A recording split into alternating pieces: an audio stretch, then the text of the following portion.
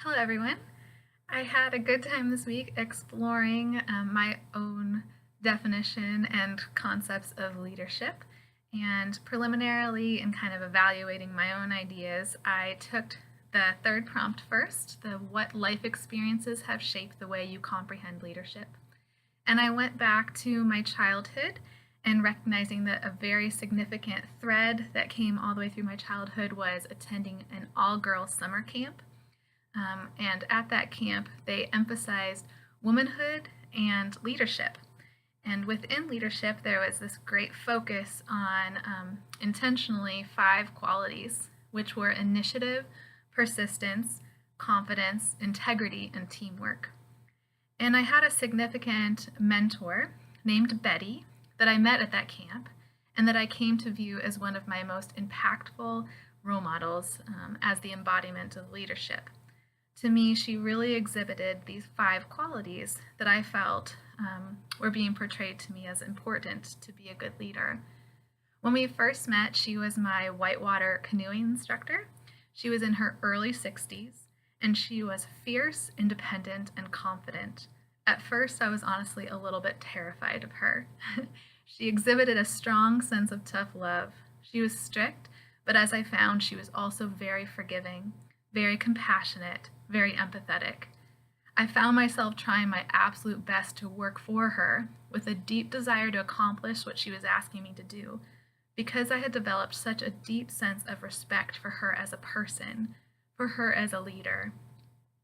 She continued to be the embodiment of leadership for me into my college years and into my young 20s. I started working as a mountaineering guide, and then later in my 20s as the director of an outdoor education center, both in Colorado. And I often thought back on lessons that Betty had taught me of how to be a strong, competent, confident woman. Outdoor education and adventure education, as well as outdoor and adventure educators, significantly shaped my ideas of what a leader should be and of what effective leadership should look like in collaboration with my idea of Betty. The ideas and traits that I saw as most desirable in these fields during that very influential time in my life were built on my previous interaction experience with leadership and my time at summer camp. And this kind of morphed into a more mature idea of leadership through being a mountaineering guide or outdoor educator and included skills in articulating and framing a common vision, getting group buy-in and engagement, empowering others, promoting effective teamwork, communication, and group dynamics in order to achieve a collective goal. Adventure education, mountaineering, and outdoor education really included the idea of challenge by choice, and this was a significant kind of insight for me into being a good leader, was not to expect followers to follow blindly, but to really have engaged them and empower them. So how do I currently define leadership, and what do I believe are some of its core tenets? I've described a lot of it above. I feel like I've really taken that forward into what I believe now. But to say it a little bit more succinctly, that I believe that leadership is not exclusive to those in charge, that anyone can demonstrate leadership, that knowing when to lead and knowing when to follow is very important, and that includes knowing when to delegate, that it's important to be able to motivate, engage, and empower people, and often that includes skills and ability to exhibit tact and tone, poise, empathy, having integrity, modeling or leading by example, living and working responsibly, acknowledgement that in a role of a leader, the intent is to serve others, to serve a common goal. It's very important to be an effective communicator and to prioritize the stewardship of people and places. I also believe that having sound judgment includes seeking input from others and being then able to make decisive decisions, to have confidence with that. And then lastly, something else that was coming to me as I was kind of just jotting down and brainstorming all of the qualities and attributes that I think go into being a good leader and defining leadership was this idea of being able to leverage and capitalize on strength, but also acknowledge weaknesses and then intentionally work to address and strengthen them. So there's a lot of accountability I see being a leader. The other prompt that was on here for leadership is, if applicable, what literature or theories inform your definition?